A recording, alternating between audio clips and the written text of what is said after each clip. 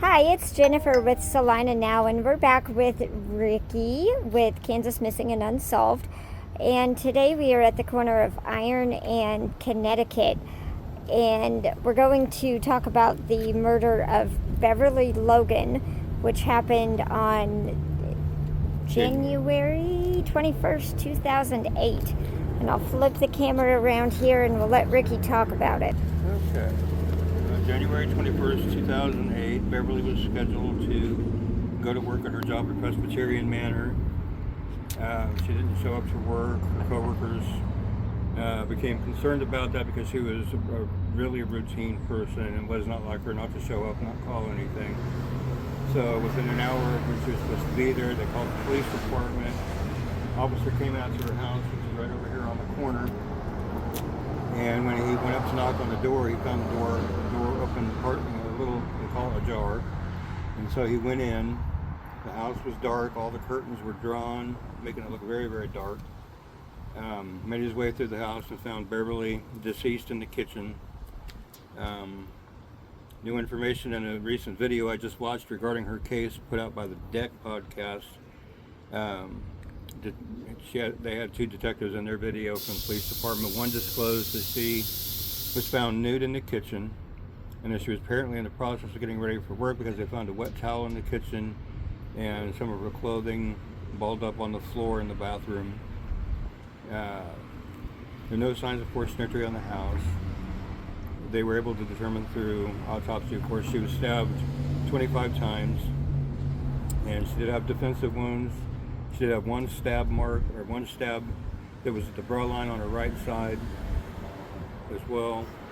They did find a piece of plastic they believe snapped off the handle of the knife that she was stabbed with, although they've never been able to find the knife.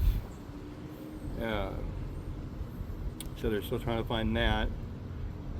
They also found something curious in the living room close to the front door. There was a pile of stuff that looked like a combination of Beverly's belongings and trash, like they were dumped out of a bag. There was like a pink outfit, there was some of her shoes, I think were gray and black shoes. There was like a partially drank bottle of Pepsi, an empty water bottle, tissue, and some other odds and ends. Like I said, they looked like they were dumped, like they were maybe using that bag to maybe get something out of the house, although they haven't found anything missing. Early on, they thought maybe a couple of collectible dolls might have been something that maybe might have been a motive, but they were able to, from my understanding and reading articles, they were able to find that those dolls, I guess, were no longer in her possession before she was murdered. So, I don't know. They also found on the inside of the door handle of the front door a blood smear on the door handle that apparently was Beverly's blood as well. They did find DNA under her fingerprints, which they have tested against quite a few people, including her second husband, and he was ruled out.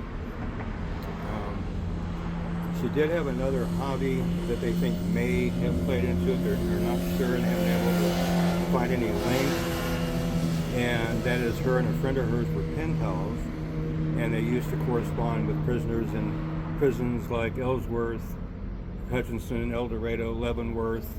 And they did make road trips to some of these prisons to visit some of these guys. And it was found out that she was having a relationship, intimate in nature, with one of the inmates, a guy named Clyde, and they were able to rule him out through the fact that he was wearing an ankle bracelet and the fact that his DNA didn't match what was under her fingernails. So they don't know if that pen pal thing may have played into it or not. But to this day, they still have not been able to find out who murdered her. And her case actually was featured in the cold case playing card deck that came out in 2022. See if I can add anything else to that. Let's see here. I mean, she did live across the street to the east. I believe back then it may have still been Green Lantern, I'm not sure, but it is the Casey's store now on the corner of Iron and Ohio. And like I said, she lived just across the street on the corner to the east of the car wash. I'm not sure if they were able to get any surveillance video or not. I'd have to go back and rewatch the Dex video again. It's got a lot of information I've never heard before in it. I just wanted to share some of that since it's all new information.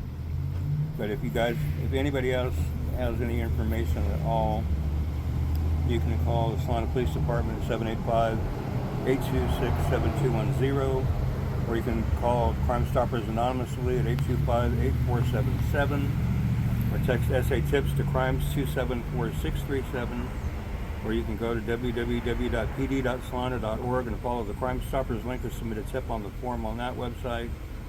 There is a reward of $1,000 through Crime Stoppers, and the family also has a reward of $10,000 available for the arrest and conviction of anybody that's arrested and convicted of this crime as well. So if anybody has anything at all, anything, get it called into the police so they can follow up on it. Detective Aaron Carswell is the current detective on the case. He was also in that video that the detective put out, as was Elizabeth Short. Her last name is Short.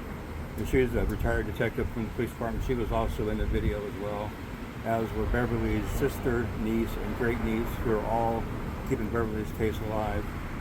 Again, if you have anything, get it called in. And that's Beverly's house right across the way over there.